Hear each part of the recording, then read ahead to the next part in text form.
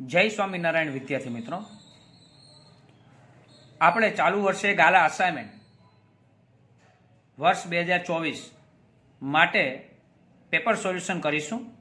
એમાં વિષય છે આપણો આંકડાશાસ્ત્ર. 6 પેપર છે, 6 પેપરનું આપણે સોલ્યુશન કરીશું. તો ચાલો સ્ટાર્ટ કરીએ એના જુદા જુદા વિભાગોનું સોલ્યુશન.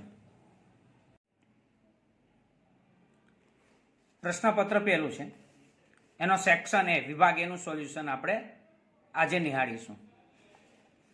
પહેલો પ્રશ્ન છે, ચલ રાશિની કિંમતમાં થતા લાંબા ગાળાના ફેરફારની સરખામણી માટે કઈ રીત ઉપયોગી છે? તો પેલું ચેપ્ટર સૂચકાંકનો આ પ્રશ્ન છે. તો લાંબા ગાળા માટે જો જોવું હોય તો આપણે આવશે સી ઓપ્શન, અચલ આધારની રીતે. એટલે આ તો થિયરીનો જ પ્રશ્ન છે, કોઈ ગણતરીનો વિભાગ નથી, એટલે બહુ સમજાવવાની જરૂર નહીં પડે. સી અચલ આધારની રીત લાંબા ગાળા માટે. જીવન નિર્વાહ ખર્ચના સૂચકાંકની રચનામાં કયા ભાવ ધ્યાનમાં લેવામાં આવે છે? તો યાદ રાખીશું કે આખા ચેપ્ટરમાં છે એ જીવન નિર્વાહ સૂચકાંક અથવા કોઈ પણ સૂચકાંક એ છૂટક ભાવ જ ધ્યાનમાં લેવામાં આવે છે.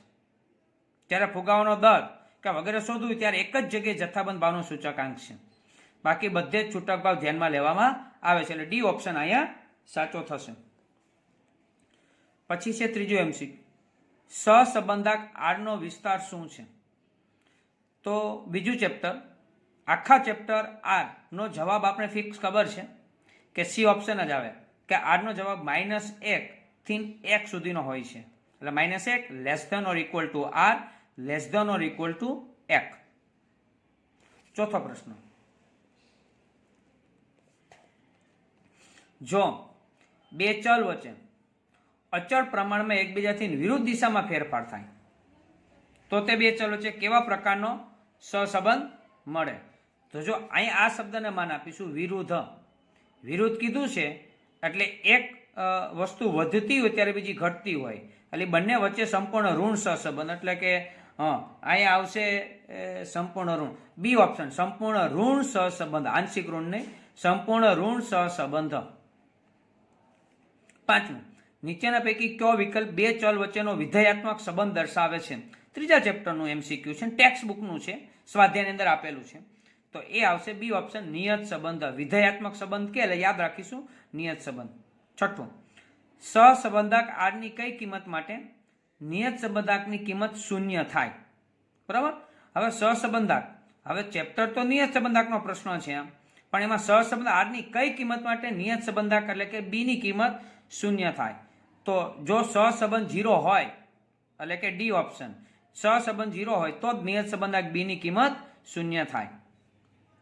સાતમું, ચોથા ચેપ્ટરનો પ્રશ્ન છે, હડતાલને કારણે કઈ એક કંપનીમાં ઉત્પાદનમાં થયેલો ઘટાડો કઈ વધઘટ દર્શાવે છે?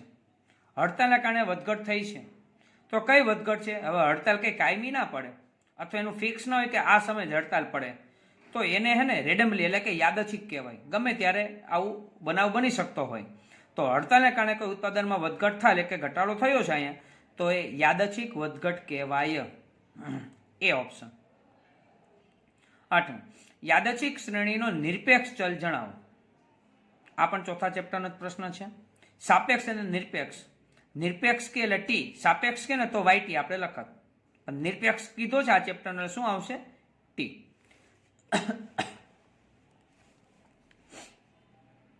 નવમું, ઘટના એ અને એ ડેશ માટે પી ઓફ એ છેદ એ ડેશ નું મૂલ્ય કેટલું થાય?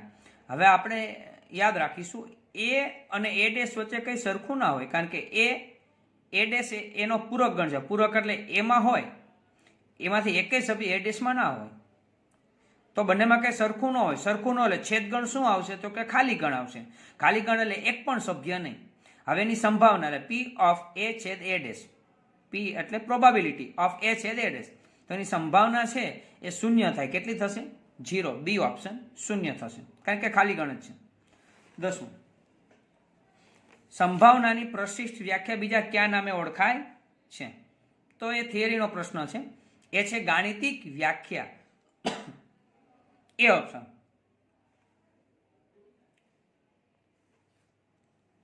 11મું, નીચેનામાંથી કયો ચલ એ અસતત ચલનું ઉદાહરણ છે? તો અસતત એટલે કોને કે સતત એટલે કોને? જેમાં સતત વધઘટ થતી હોય એને સતત ચલ કહેવાય. જેમાં માપમાં ઓછા પ્રમાણમાં વધઘટ થતી હોય એને અસતત ચલ કહેવાય. બરાબર? તો અહીંયા આવશે વિદ્યાર્થીઓનું જન્મ વર્ષ. તો વિદ્યાર્થીનું જન્મ વર્ષ છે એ કઈ જન્મ તારીખ હાલતા બદલે નહીં. એ તો દરેકની, તમારી મારી બધાની બર્થ ડેટ છે ફિક્સ હોય, તો અસતત ચલ કહેવાય, એ બદલતી નથી. એટલે વિદ્યાર્થીનું જન્મ, બ્લડ પ્રેશર, બીપી સતત વધઘટ થતું હોય, વિદ્યાર્થીનું વજન પણ વધઘટ થતું હોય, હાઇટ પણ આપણી વધતી હોય, તો એ સતત છે, જેમાં સતત ફેરફાર થાય છે. આ અસતત કહેવાય, વિદ્યાર્થીનું જન્મ વર્ષ. 10. n બરાબર 10 પ્રાચલવાળા ધન વિષમ દ્વિપદી વિતરણ માટે નીચે આપેલ કિંમતો પૈકી કઈ કિંમત મધ્યકની હોઈ શકે છે? ઓકે, 4 ઓપ્શન છે. બરાબર? સમજીએ આપણે કે ધન અને ઋણ કે ત્યારે એનો નિયમ છે કે જો P એટલે સફળતા ઇઝ ઇક્વલ ટુ 1/2 હોય તો એ દ્વિપદી વિતરણ સમિત છે તેવું કહેવાય. પછી P ગ્રેટર દેન 1/2 અને P લેસ દેન 1/2. જો P એટલે કે સફળતા 1/2 એટલે 0.5 કરતા વધુ હોય તો એ ઋણ દ્વિપદી વિતરણ છે એવું કહેવાય. અને P લેસ દેન 1/2 એટલે કે 0.5 કરતા ઓછો હોય તો તે ધન દ્વિપદી વિતરણ છે એવું યાદ રાખી શકાય છે. હવે આ ખાસ 3 આપણે નિયમ છે યાદ રાખીશું. P ઇઝ ઇક્વલ ટુ 1/2 એટલે સમિત, P ગ્રેટર દેન 0.5 1/2 એટલે 0.5 કરતા વધુ આવે સફળતા તો ઋણ હોય, અને 1/2 કરતા ઓછી આવે સફળતા તો એ ધન દ્વિપદી વિતરણ હોય. બરાબર? હવે અહીંયા આપણે રકમની અંદર શું કીધું છે? n બરાબર 10 અને ધન કીધું છે. તો સફળતા હમણાં મેં તમને કીધું એ રીતે 1/2 0.5 કરતા ઓછું 0.5, તો n ના 10 છે એના અડધા કરે તો કેટલા થાય? 5. તો હંમેશા એના કરતા ઓછું હોય ને એ આપણો જવાબ આવે ધન માટે. તો આમાંથી 5 કરતા ઓછું હોય એવો એક જ આંકડો દેખાય તમને છે 3 જવાબ આવે. જો આ જ રકમની અંદર ઋણ કરી નાખત, બરાબર, તો n ના અડધા 10 ના અડધા 5 કરતા વધુ હોય એ જવાબ આવત. અહીંયા તો ઓલરેડી 2 છે તો એનો ઓપ્શન બદલાવવા પડે, પણ અહીંયા જવાબ આવશે 3, ધન વિષમ 3. 13. n અને P પ્રાચલવાળા દ્વિપદી વિતરણ માટે એક પણ સફળતા ના મળે એટલે સફળતા કેટલી થઈ? 0. તે માટે ઘટનાની સંભાવના માટેનું સૂત્ર નીચેના પૈકી ક્યુ છે? કયું સૂત્ર છે આમાંથી? બરાબર, એ સૂત્ર આપણે નક્કી કરવું પડશે. તો આનો જવાબ છે બી ઓપ્શન, NC0 P ની 0 ઘાત Q ની n ઘાત. તો એ કયા સૂત્ર મુજબ છે? સંભાવના વિતરણનો આ દાખલો છે. P of x is equal to સૂત્ર છે NCx ઇન્ટુ P ની x ઘાત એટલે સફળતાની x ઘાત ઇન્ટુ Q ની નિષ્ફળતાની n માઇનસ x ઘાત. અહીંયા એક પણ સફળતા ના મળે એટલે x બરાબર 0 સફળતા મળે. x ની જગ્યાએ 0 આપણે મૂકીએ તો આ n x ની જગ્યાએ 0 ઇન્ટુ P x ની જગ્યાએ 0 ઇન્ટુ Q n માઇનસ 0 ન લખો ચાલે ને, NC0 P ની 0 Q ની n ઘાત. તો જુઓ છે બી ઓપ્શન, NC0 P ની 0 અને Q ની n ઘાત. સૂત્ર પ્રમાણે જ MCQ થશે. 14મું MCQ. પ્રમાણ્ય વક્રમાં મ્યુથી જમણી બાજુના પ્રદેશનું ક્ષેત્રફળ. હવે મ્યુ છે એ પ્રમાણ્ય વક્ર એટલે શું? ડાબી બાજુ જમણી બાજુનું ક્ષેત્રફળ એટલે શું?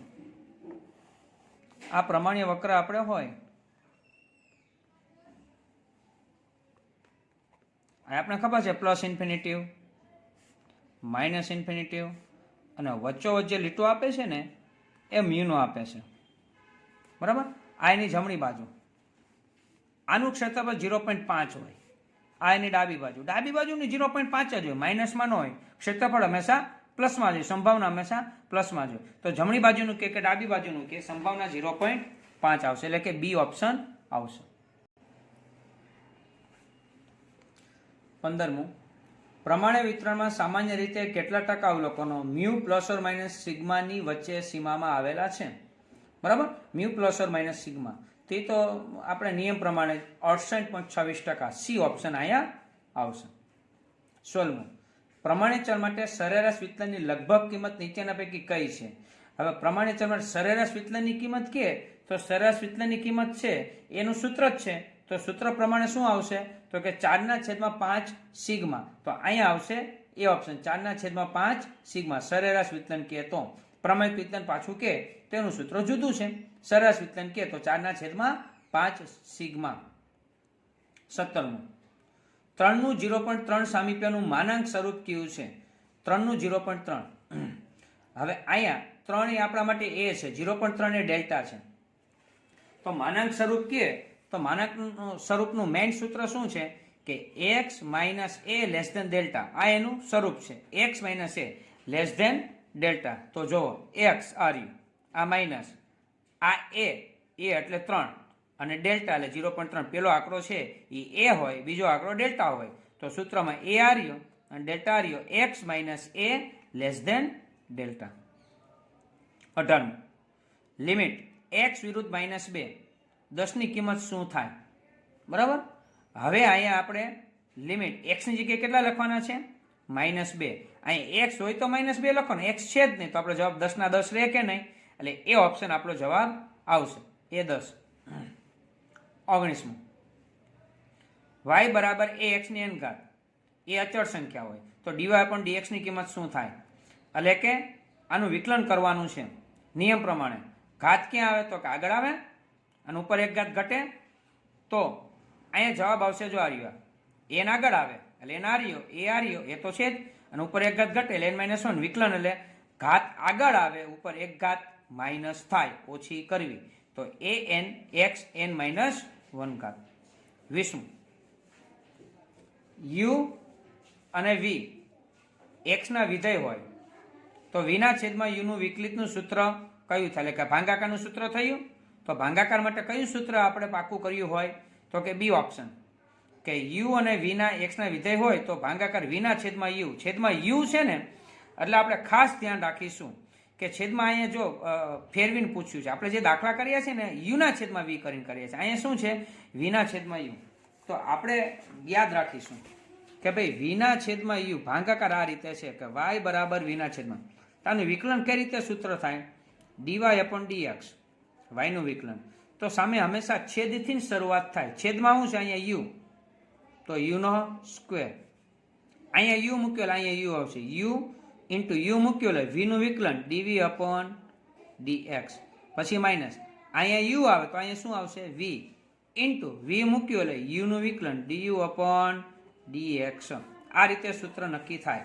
મોટે ભાગે વિદ્યાર્થીને આપણે આ સૂત્ર યાદ હોય, dy/dx બરાબર આ રીતના હોય, v into du/dx minus u into dv/dx અને છેદમાં v સ્ક્વેર.